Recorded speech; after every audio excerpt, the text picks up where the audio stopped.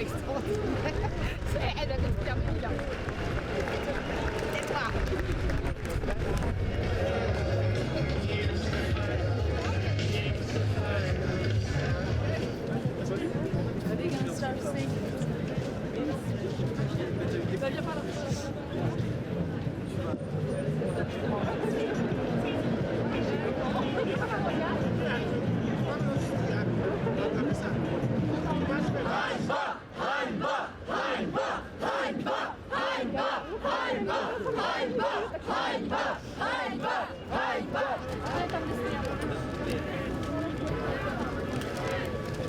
Путин, assassin, Poutine, assassin, Poutine, assassin, Poutine, assassin, Poutine, assassin, Poutine, assassin, Poutine, assassin, Poutine, assassin, terroriste, Poutine, terroriste, Poutine, terroriste, Poutine, terroriste, Poutine, terroriste.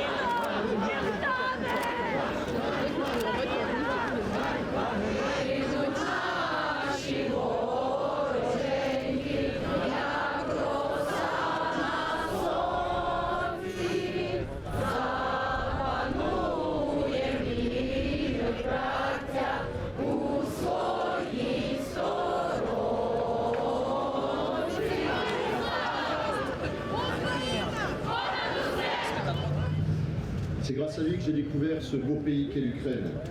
Grâce à lui que j'ai suivi l'occupation de la place Maïdan.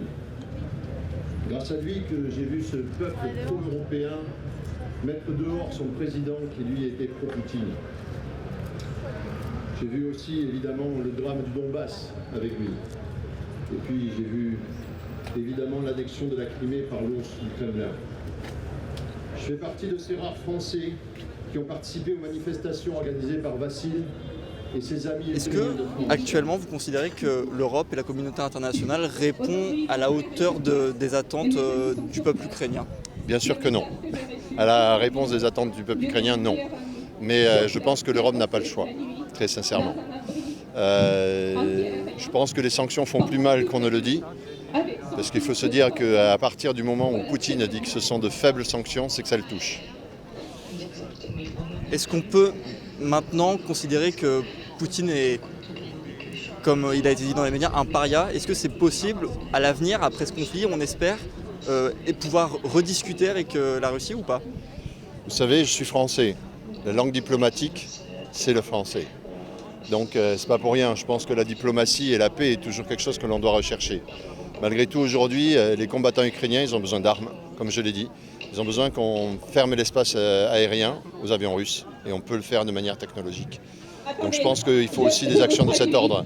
Mais bon, d'après ce que j'ai cru entendre, on les aide. On a déjà commencé.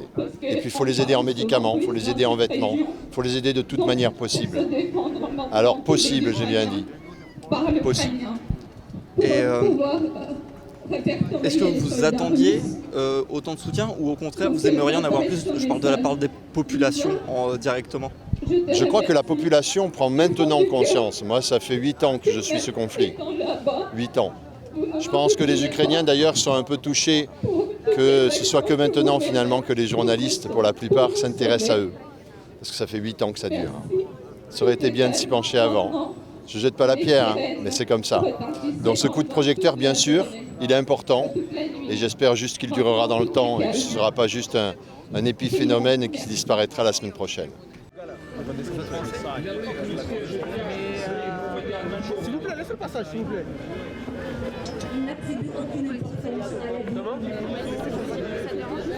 Non, j'ai juste, je me fais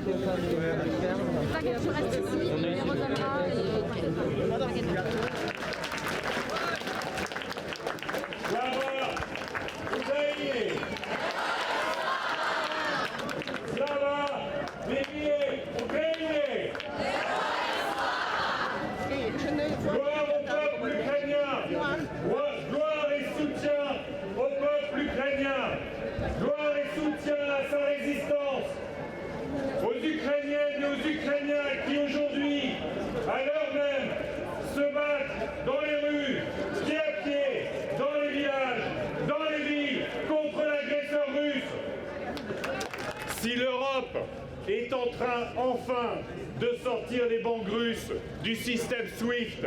C'est grâce à la résistance des Ukrainiennes et des Ukrainiens en Ukraine. C'est grâce à votre mobilisation. C'est grâce à votre mobilisation que vous avez fait pression sur les gouvernements de l'Union européenne pour qu'enfin on sorte les banques russes du système SWIFT.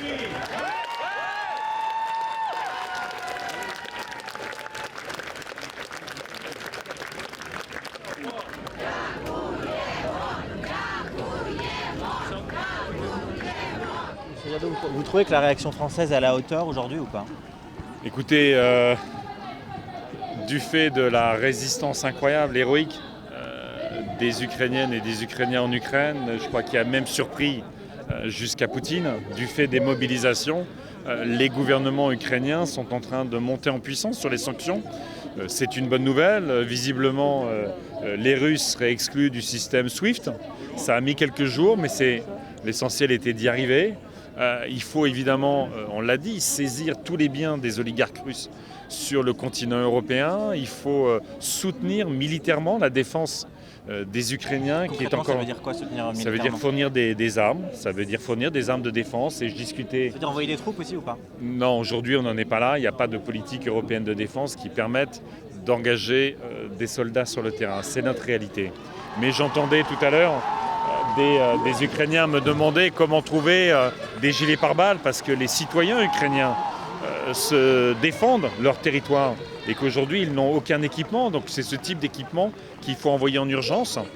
Et puis il faut évidemment sortir la Russie et Poutine de toute la communauté internationale. Il faut qu'il soit prisonnier de son pays, il faut qu'on interdise Aeroflot de sortir de Russie, il faut qu'on ferme Russia Today, il faut monter les sanctions à un tel niveau que Poutine, y compris face à la résistance ukrainienne, retire ses troupes d'Ukraine. Votre collègue écologiste qui fait passer du gaz et d'accueillir aussi tous les réfugiés et de se passer du gaz en solidarité aux Ukrainiens. Vous êtes d'accord avec ça ou pas? Écoutez, là, il faut bien sûr accueillir tous les réfugiés ukrainiens qui quittent l'Ukraine. On a toute l'Europe pour les accueillir et il faut faire monter les sanctions jusqu'à évidemment prendre le risque d'une rupture d'approvisionnement avec la Russie, s'organiser pour cela et soutenir toutes les filières, tous les secteurs français, européens qui pourraient être touchés par cette crise. Il faut s'y préparer. Mais là, aujourd'hui, c'est les sanctions massives contre le régime de Poutine qu'il faut monter. Et qu'est-ce que vous pensez de la suite de la campagne, notamment Anne Hidalgo qui transforme aujourd'hui son meeting par rapport à l'Ukraine? Est-ce que pour la suite, vous allez faire de même, continuer à vous engager là-dessus? Écoutez, bien sûr que c'est un sujet qui est majeur parce que c'est la liberté, la démocratie européenne qui s'y joue. Donc forcément, ça modifie notre campagne. Mais c'est aussi un grand sujet politique pour notre pays. Il ne vous a pas échappé que sur la question de Vladimir Poutine, nombre de responsables politiques ont été sinon complaisants, sinon menés par des intérêts bien compris, ont au moins été naïfs. Et donc la guerre en Ukraine nécessite l'unité de la France, de l'Europe, mais elle clarifie aussi un certain nombre de choses dans la politique française. Elle change la nature de la campagne. Elle change bien sûr la nature de la campagne, bien sûr, bien sûr. Et vous pensez que ça va révéler, par exemple par rapport à Jean-Luc Mélenchon, sa position et que ça peut lui faire perdre en crédibilité? Écoutez, moi je ne suis pas là pour jouer de la crédibilité des uns et des autres. Je dis simplement que, vous savez, les écologistes, ça fait longtemps qu'ils sont très clairs sur Vladimir Poutine quand il bombardait les populations civiles à Alep, quand il occupait la Crimée, quand il intervenait en Biélorussie, quand donc nous n'avons pas d'ambiguïté vis-à-vis de Vladimir Poutine, nous ne découvrons pas que c'est un dictateur brutal qui vise à asservir et son peuple et les pays autour de la Russie. Merci. Dernière question, est-ce que les retombées des sanctions prises envers la Russie, ça ne vous inquiète pas sur les retombées possibles sur les civils européens, sur le peuple européen? Écoutez, il faut évidemment prévoir l'impact des sanctions. Nous demandons des sanctions absolument massives contre Vladimir Poutine, contre son oligarchie. Nous demandons à sortir la Russie de la communauté internationale. Donc il est évident qu'il faut se préparer et préparer nos secteurs économiques qui pourraient être touchés par ces sanctions massives. Et on a été capable de le faire pendant la pandémie. Il faut évidemment se préparer à soutenir les secteurs économiques qui seraient touchés par les sanctions que nous infligeons à Vladimir Poutine.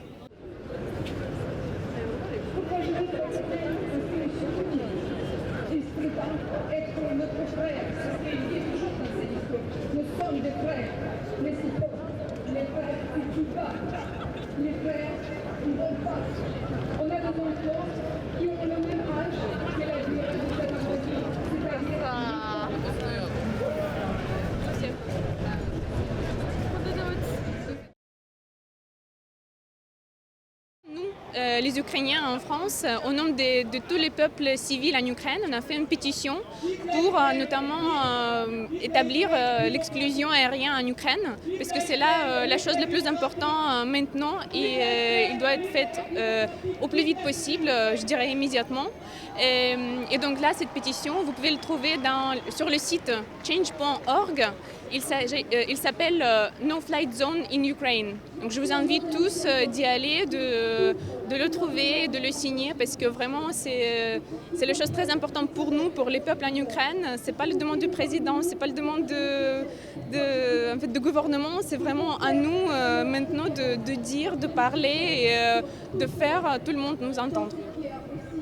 Vous faites cette pétition parce que vous jugez que la réponse de la communauté internationale n'est pas assez forte envers Vladimir Poutine ou c'est pour appuyer justement les sanctions déjà en place? En fait, oui, c'est notamment pour l'appuyer un peu plus. Là, je vois bien que la communauté européenne fait beaucoup plus que c'était fait en 2014, si on compare par exemple. Mais là, je vois bien que tous les peuples civils en Ukraine, ils sont tout le temps à l'abri. Et là, vraiment, cette action de faire l'exclusion aérienne en Ukraine, ça peut aider à eux d'être en sécurité. C'est pour ça, en fait, nous, au nom de tous ces peuples, on demande cette action.